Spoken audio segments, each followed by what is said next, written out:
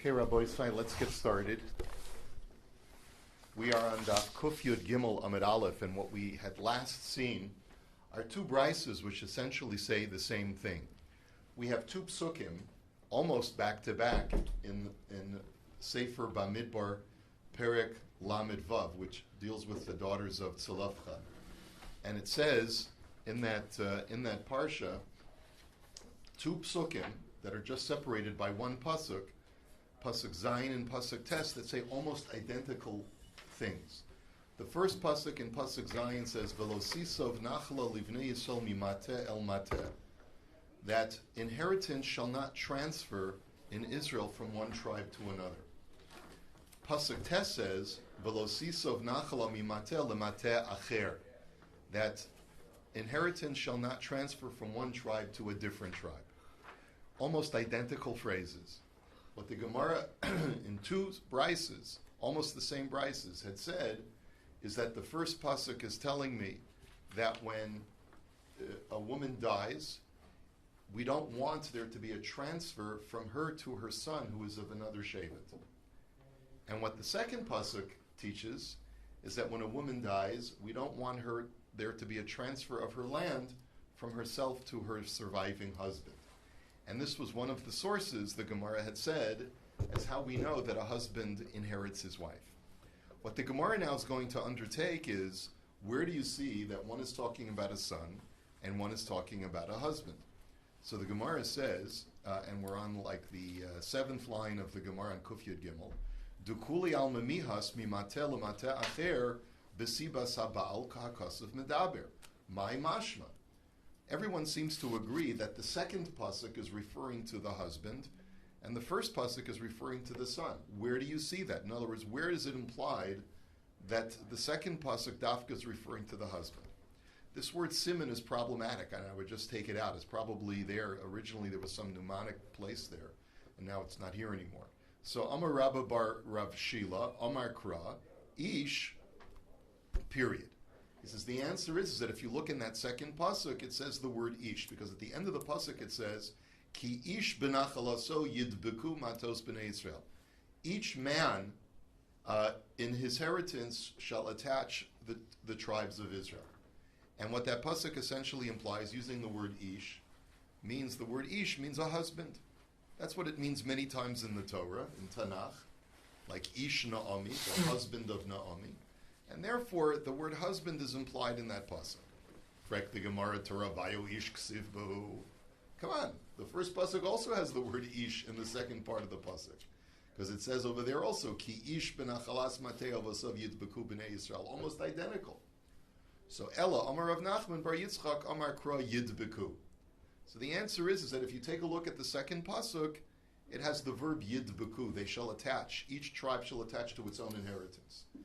And the very first discussion of marriage with Adam and Chava in the Garden of Eden is Al Kain Yazov Isha Saviv Esimo Vidavak B'ishto. It's the same verb. So Yidbeku implies a husband. Wait a minute, Torah Yidbeku Ksiv Behu. But the first pasuk also has the verb Yidbeku. It says Ki Ish Ben Achalas Matevas of Yidbeku B'nei Yisrael in both psukim. So that can't be it. So Ella Amar Rava Amar Kra Yidbeku matos. So Rava says the difference between the first pasuk and the second pasuk is that the first pasuk says Yidbeku b'nei Yisrael. B'nei Yisrael shall attach to their inheritance. But in the second pasuk it says Ish benachalaso Yidbeku matos b'nei Yisrael. That there will be an attachment of different tribes of Israel. And the Rashbam explains that the reason why the words Yidbeku Matos is that there will be attachment of two tribes together. How do two tribes attach together? Through marriage. It's the only way that one tribe can attach to another tribe, through marriage. And that's the way I know that the second pasuk is talking about a husband and not a son.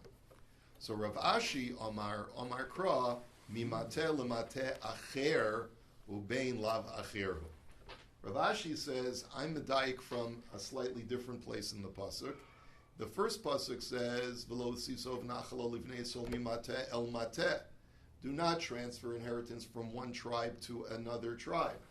But the second pasuk says the extra word lamatei acher, to a different tribe. And what is the only person who you're not related to that you're related to? What is the acher in your life? That's your spouse, your husband or your wife, because your children are your blood relatives. So therefore the word acher implies that pasuk which has the word acher is referring to a non-blood relative who you attach yourself to, and that's your spouse. Whereas the first pasuk is talking about a son. Okay, that's the conclusion of that discussion. Amar Rabbi Avo, Amar Rabbi Yochanan, Amar Rabbi Yanai, Amar Rabbi, Umatu ba mishmei de Rabbi Yoshua ben Karcha. This is all brought in the name of Rabbi Yoshua ben Karcha. Minayin leba'al she'enu notel beroi kibemuchzak. How do you know that when a husband inherits, he has a limited inheritance right? In other words, what we mean by that is that when a son, for example, inherits, let's say his father dies, but his grandfather is still alive. So you look at the estate at the time of death, it's worth $1 million. 10 days later, grandfather dies, and now dad's estate is worth $10 million. Okay, divided among the brothers, right? In other words, his portion is worth $10 million. So with a normal inheritance, other than a husband, it doesn't matter what the value of the estate is at the time of death, which is what the word muchzak means. You also look at what it is kirberoi, which means its potential value even after death. So even if the value of the estate changes post-mortem, the son still has rights to that estate even after father dies. By contrast, a husband, when he inherits his wife, only inherits the value of her estate at the time of her death. So let's say his wife dies, but his father-in-law is still alive. So even though the father-in-law may have been a very wealthy tycoon, but if at the time of death his wife was only worth $100,000, and then 10 days later his father-in-law dies, and now her estate value jumps exponentially, he only inherits what his wife was worth at the time of her death, not post-mortem. That will be instead divided among the other heirs of her father, even if, by the way, even if she's an only child. Let's say she's an only daughter, and she gets everything, right? But instead of going to the husband, it'll go to the children instead. Normally, the husband would take priority over the children. But because it came to her estate after death, the wife's children get it instead of the husband. And how do you know this? Where do we know this from? Shenemar. Because the pasuk says, and these are, we're going to see again, revisit two psukim that we saw yesterday, one from Divrei Hayamim and one from Sefer Yehoshua. Uskuv holides Yair vayihilo esrim v'shalosh arim be'eretz hagilad. That Seguv gave birth to Yair, and Yair, independently of his father Seguv, had 23 cities in the territory of Gilad. Now, minayin li Yair shelo hayalo li Seguv. Now, how did Yair own these properties independently of his father? Now, we had given all different theories, but according to this version, according to Rabbi Yeshua ben Korcha, it works like this: Elam alamed shenasa Seguv isha umesa b'chaye morisheha umesu morisheha v'yarsha Yair. You have to say, or the conclusion is that what happened is like this: Seguv, the father, married a woman. She came from a very wealthy family. And then Seguv's wife passes away before her parents pass away, before her father passes away. So Seguv only inherits his wife's value at the time of death. 10 days later, Seguv's father-in-law dies, and he doesn't get all of the wealth of that estate. And it goes instead to whom? To Yair.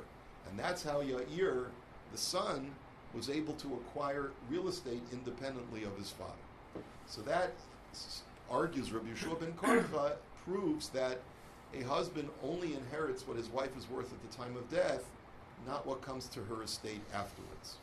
Va'omer, now I have a second pasuk. Ve'elazar ben Aharon meis, vayikberu, that Elazar, the son of Aaron, died, and who buried him? His son Pinchas buried him, that on his own independent land. Now, minayin lepinchas shelo haylo leLazar. How did Pinchas have land independent of his father? Melamed shenasa Elazar isha umesa b'chaye morisheha umesu morisheha b'yarsha Pinchas. Again, the same thing. Elazar had married a girl from a wealthy family. His wife died, but then 10 days later, his wife's parents died, and so therefore Elazar could not inherit the estate of the in-laws, and instead it went to Pinchas. And that's how Pinchas became independently wealthy. So frak the Gemara Umay Omer, why do you need two psukim to tell me the exact same thing? Because v'chitema ya'ir dahaba nasiv itza umesa v'yarsha. Because maybe you'll argue that's not how Ya'ir got his wealthy estate. Maybe Ya'ir got his wealthy estate because he was married to a rich girl, and his own wife died. Not his mother who died, but his wife died, and that's how he was able to inherit independently of his father, like we had said yesterday. So therefore, Talmud Lomar ve'Elazar ben Aaron Meis. And that's why we need a second pasuk in the Nach to tell me that both of these people had land independent of their father.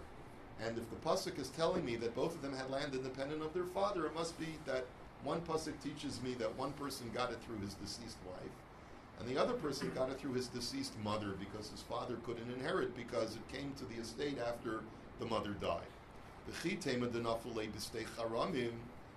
wait a minute, still maybe Pinchas got the estate through a steicherem like we learned yesterday. Who's to say that Pinchas got it through a Yerusha? Maybe Pinchas got it because he was a Kohen, like we learned yesterday, that when someone is makdish a field to the temple, it can eventually fall into the hands of the Kohanim. And that's how, and maybe that's how Pinchas got it independently of his father. So Amar Kra bino, Nachala Haruyalo v'Yarsha bino. That's why the pasuk in the context in Sefer Yehoshua says that his son Pinchas bino buried him. Meaning what? That Pinchas bino acquired property independent of his father. Why does it call him Pinchas bino? We know that Pinchas is his son. The answer is that Pinchas acquired land that really he could have gone to his father, but instead it went to the son. Meaning what? That Elazar's wife was from a wealthy family, and had she died after her father, Elazar would have gotten all of it. But because she died before her father, and then only after her father died, Pinchas the son got it instead. That's all of that is being communicated latently in the psukim. Let us now go on. Uvinei achos. The Mishnah had told us that nephews can inherit an uncle. Let's say a man dies without any children, and all he has is a sister. The closest relative he has is a sister. So, and then the sister passes away. And so all he has left, his closest relatives, are his nephews from his sister. The Mishnah had said that nephews can inherit from their deceased uncle, even if it's from their mother's side. Okay? So Tana, b'nei achos v'lo b'no achos. The Brisa tells me that this is only true that nephews can inherit and not nieces. So the Gemara says, Lamai hilchasa. What are you talking about? Why should that be true? Let's say the sister died and she had only daughters. Well, we know that daughters inherit when there's no sons. So what are you telling me, that only sons inherit and not daughters? The answer is, Amar of Sheshis likadein. What it means is that the sons take priority over the daughters. In other words, don't think that because the Yerusha is coming through a woman, is coming through the sister of the decedent, that therefore sons and daughters have equal rights now. No. Even though the Yerusha is coming through a female, if she leaves sons and daughters, the same law that kicks in for sons and daughters inheriting from a father also kicks in from sons and daughters inheriting from an uncle that's through the mother's side. And therefore, if there's sons and daughters, then only the boys get and not the girls. And that, the Tani Rav Shmuel bar Rav Yitzchak, that's the Girsa of the Rashban, Ditani Rav Shmuel bar Rav Yitzchak, Kamei de Rav Huna, the Arash, Makish Yerusha Shniya li Yerusha Rishona. Ma Yerusha Rishona bas koidem ben kodem labas, af Yerusha Shniya ben koidem labas. That's basically the hierarchy throughout laws of inheritance. It's not just for primary, the highest pecking order of inheritance, where a child inherits from a parent, that we say that when there are males and females, the males inherit and not the females. But anytime there are males and females, even if it's a secondary or tertiary hierarchy of inheritance, if there's males and females in the same family, then only the males get and not the females. That's essentially the rule. The Rashbam tells us that that will be consistent throughout. He says that there's one exception. There's one exception. Let's say a man dies without children and he has two brothers. And each brother will inherit equally from their deceased brother. But both brothers are deceased. One brother left over one son, and the other brother left over one daughter. So the Rashbam says in that situation, since the Yerusha is coming from equal brothers, the nephew will get half, and the niece will get half. It's only when the niece and nephew are siblings from the same family that the daughter is preempted by the son. But if they're from two separate families, then the niece will get one half, and the nephew will get the other. Isn't that interesting? Okay. Anyway, so Tani Rabba Bar Chanina Kameda Rav Nachman, totally new discussion, and the Bryce is taught as follows: V'haya b'yom hanchilo es banav. Now here, the Torah is talking about, again, the laws of inheritance, that if a man is married to two wives, and he loves the one wife and he dislikes the other wife, he does not have a right to take away the rightful inheritance from the older son, who is from his disliked wife, and give it over to the son that he likes. So, V'haya b'yom hanchilo es banav, on the day that he passes inheritance. So what does the word biyom mean? Why do you have to have the word biyom in that pasuk? Bayom atam apil nachalos v'atam apil nachalos balayla. That word bayom tells me that you can only pass inheritance during the day and not at night, which sounds startling.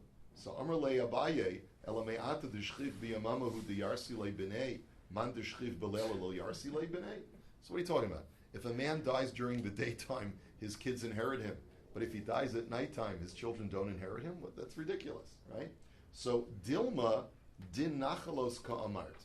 Maybe what you mean is that a Beis Din can only convene to determine the division of an estate during the daytime.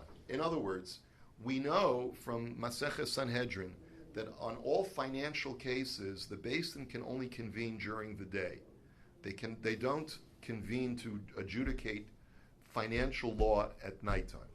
One might have thought that laws of nachala are different, that laws of inheritance are different because you're not dealing with two disputants that are totally unrelated to each other. You're basically trying to determine how to divide a singular estate.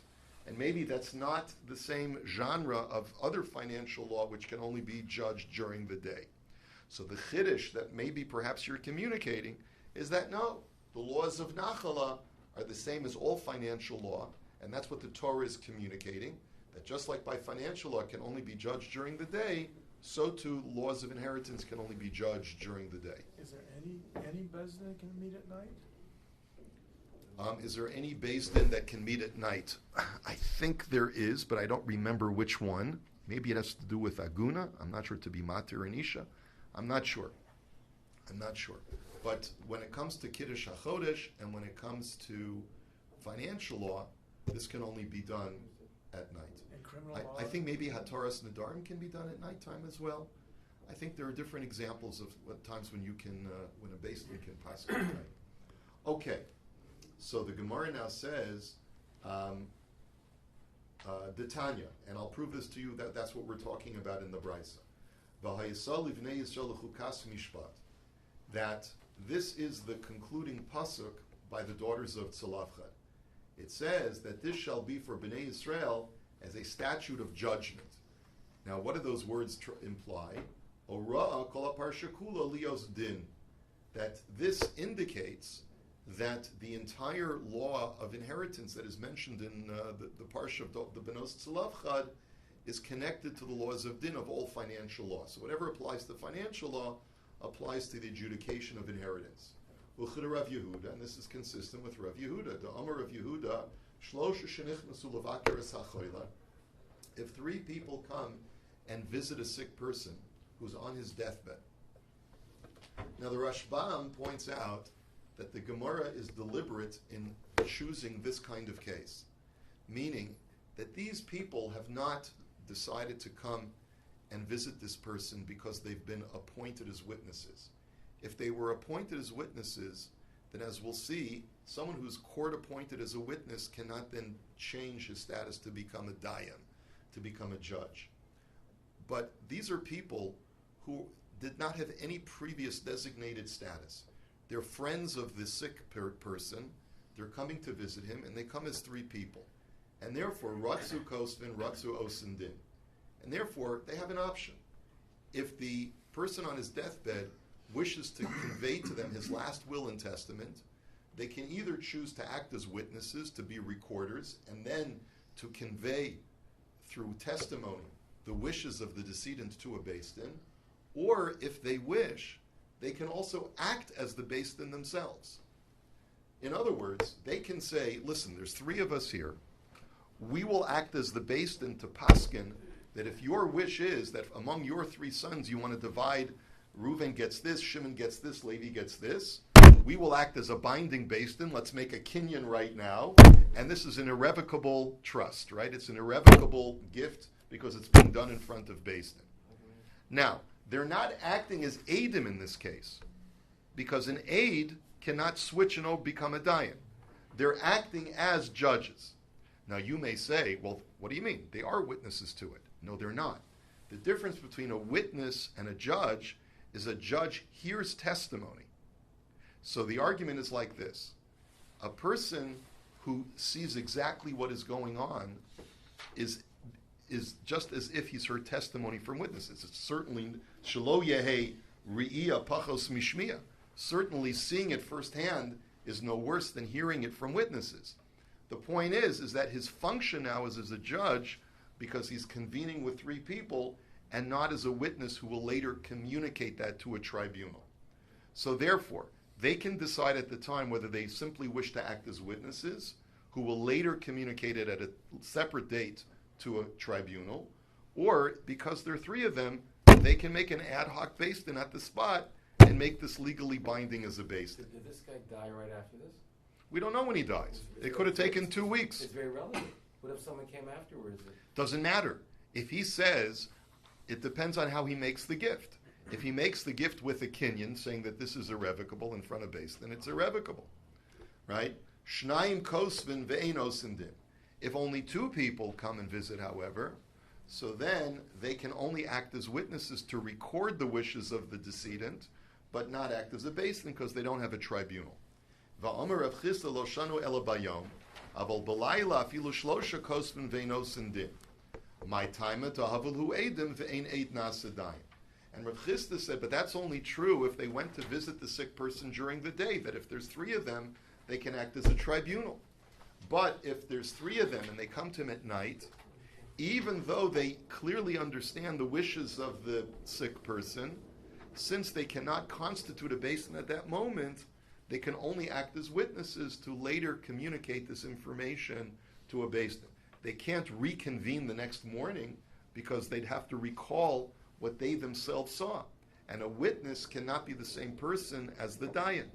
So therefore they'd have to get 3 other people and communicate what they saw to the other tribunal. And so therefore, what do you see from all of this discussion? That the law of Yerusha must be adjudicated in court during the daytime and not at nighttime. And perhaps that's what the pasuk at the end of Benos Lavchet is communicating. So Amarlei in Hachinami Ka'amina. And so he said, yes, that's exactly what I mean when I quote this price. So he doesn't need the kinyan. You're right. So it all depends. It depends on, I gave the most simple, straightforward case. We didn't say that he was a shchiv meira. We said, he could be on his deathbed. It could be that he's just quite ill.